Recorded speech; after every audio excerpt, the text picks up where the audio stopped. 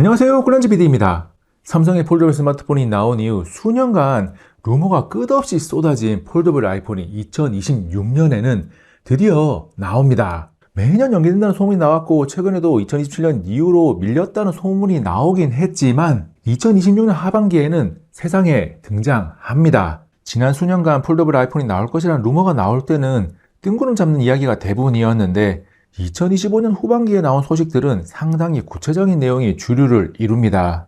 애플이 폴더블 아이폰을 시장에 내놓기 위한 준비를 가속하고 있다는 정황들이 다수 등장한 거죠. 그래서 가칭 아이폰 폴드에 관련된 루머들의 꿀단지 PD의 판단을 조금 더해서 우리 앞에 어떤 모습으로 등장할지 알려드립니다. 아이폰 폴드는 워낙 오래전에 시작된 이야기라서 가장 큰 관심사는 언제 나오는가입니다. 제가 하는 이야기도 결국 루머에 지나지 않을 수 있지만 소식통 이야기를 빌려보면 2026년 후반기에 나오는 것이 애플이 가지고 있는 목표입니다.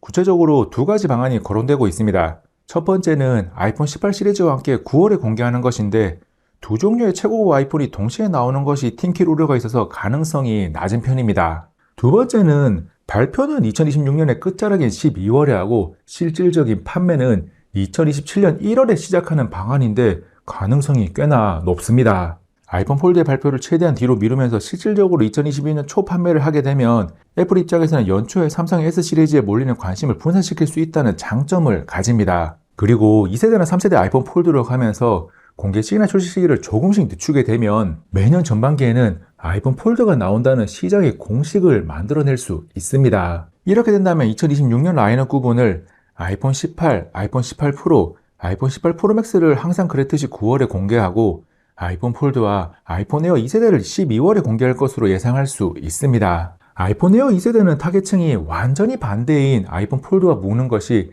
판매 전략 측면에서 더 좋거든요. 다음은 가격에 대한 예상입니다. 아이폰 폴드의 가격이 북미 기준으로 1999달러에서 시작할 것으로 예상되고 있는데 고공행진 중인 2025년 12월 즈음의 환율로 계산해보면 약 300만 원입니다. 스마트폰 하나의 가격으로는 상당히 고가인데 이미 시장에서 200~300만 원대 스마트폰들이 다수 판매되고 있어서 아이폰이 가진 브랜드 파워까지 더하면 비싼 가격이 판매 걸림돌이 되지는 않을 것으로 예상됩니다.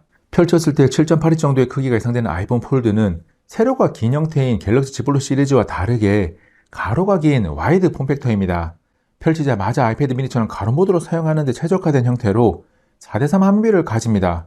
구글의 픽셀 폴드와 비슷한 모습입니다. 폴더블 스마트폰이 시장에 처음 나왔을 때부터 있었던 논쟁 중에 폴더블 스마트폰은 스마트폰을 사용하다가 필요할 때만 펼치는 것인가, 태블릿을 접어서 들고 다니는 것인가라는 내용이 있는데 아이폰 폴드는 스마트폰을 펼친다는 개념보다는 작은 태블릿을 접어서 들고 다닌다는 기준에 조금 더 가깝게 접근을 합니다. 와이드 폼팩트를 적용하면 접었을 때 가로폭이 조금 더 넓어지긴 하지만 커버 디스플레이 자체의 크기는 5.5인치 정도로 약간 작다고 느낄 수 있습니다.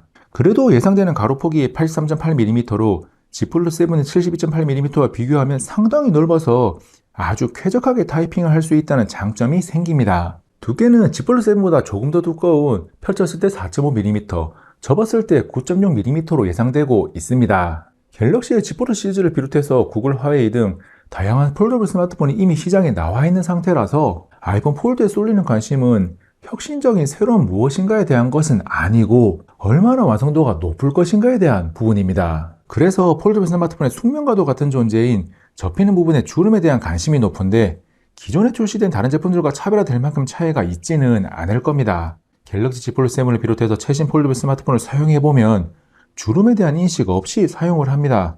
바라보는 방향을 바꿔가면서 일부러 살펴보면 주름이 보이지만 사용자가 눈앞에 두고 사용할 때는 주름 때문에 사용이 불편하지 않은 수준에 이미 도달해 있습니다. 기존 제품들과 다른 유의미한 차이를 디스플레이 주름에서 만들기 위해서는 디스플레이에서 뭔가 혁신적인 하나가 튀어나와야 하는데 아이폰 폴드용 디스플레이를 공급하는 곳이 삼성 디스플레이입니다. 완전히 새로운 무엇인가가 있다고 해도 애플에만 공급할 일은 없는 거죠. 아이폰 폴드를 위해 공급한다고 알려진 COE 기술이 적용된 OCF OLED는 이미 갤럭시 폴드 분류에 들어가 있기도 하고 새로운 것은 아니거든요. 물론 OCF OLED가 더 밝은 화면, 더 얇은 두께, 접었다 펼칠 때 주름이 더 없는 방향으로 시간이 갈수록 점점 더 좋아지고 있기는 합니다. 그렇다면 디스플레이가 아닌 힌지 구조에서 답을 찾아야 하는데 얇은 두께를 유지하고 접었을 때 틈이 생기지 않는 새로운 형태의 힌지를 개발하는 게 잘 되고 있지는 않은 상황입니다. 결국 기존에 잘 개발되어 있는 성능이 보장된 힌지 구조를 가져와서 새로운 이름을 붙여서